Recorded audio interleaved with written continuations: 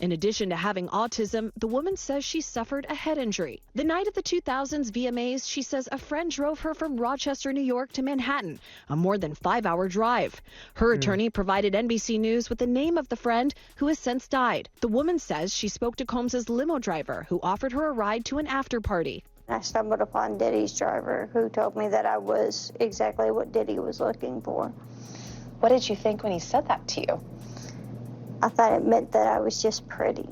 She went to a White House, she says, where she spoke to musicians Benji Madden and his brother. I'm talking to Benji Madden about his tattoo because, I have about his tattoo that's the Last Supper, because I have a religious background, so it was just something to talk about. In a statement to NBC News, a representative of the Maddens confirmed that they did not attend the 2000 VMAs and that they were on tour in the Midwest at the time.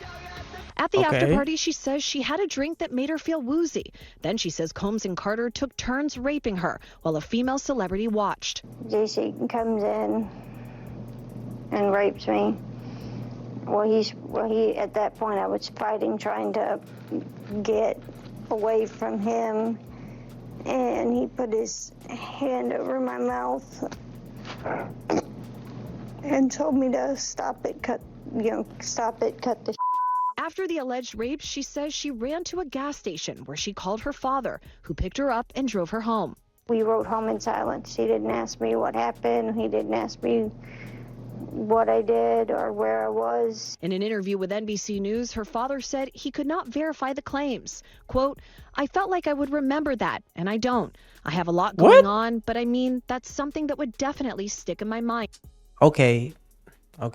Now this is where it gets tricky with allegations like this.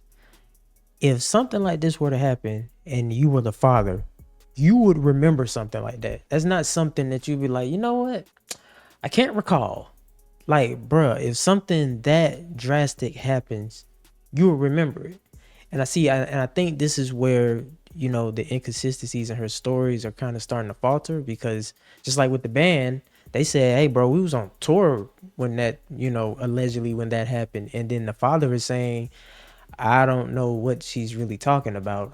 If something like that were to happen, then I think I would remember that.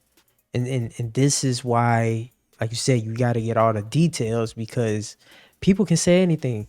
I understand, but this is the way some people in the world operate. They can say anything. And then when you have a scummy lawyer like Busby, then he's willing to take on these cases, because these cases mean money in their pockets, because most people, they aren't willing to take it to trial and spend all that money in court.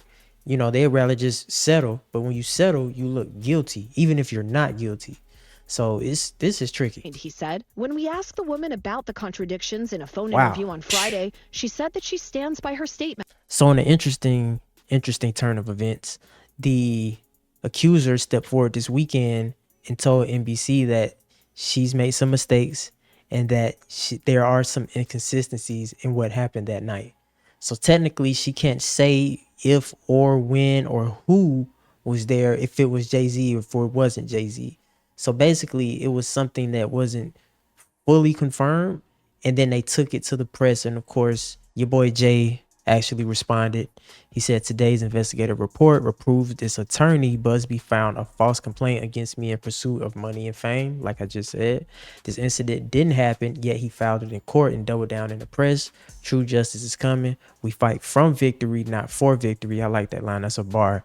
This was over before it began. This 1-800 lawyer doesn't realize it yet, but soon. Jay-Z need to teach bro a lesson, because you can't bring something as serious this out into the public and then try to tarnish my name with a lie.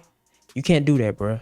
And I feel like a lot of times lawyers like him play with people like that. But I hope Jay-Z don't let him just get away with this. Don't let him just, it fall to the side. And I hope he really pursues legal action against them for lying on his name. Now, as far as the young lady, I'm not denying that her story isn't true. I'm not denying that it did happen. But that night, the VMAs was going on. Jay wasn't even in the area where that happened. So, like I said, I can't say who it was. We don't know.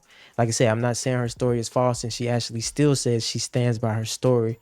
But I hope they do find justice for her and the person that did do it.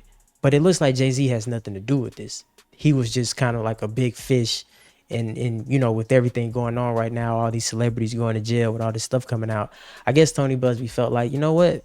Shit, we can come up on Jay-Z. He the biggest fish in the game. But Jay said, not today. You're not about to play with my name or my family. But until next time, it's the Kid Reeves. Make sure y'all be safe, stay carefree, and I'll catch y'all later. Peace.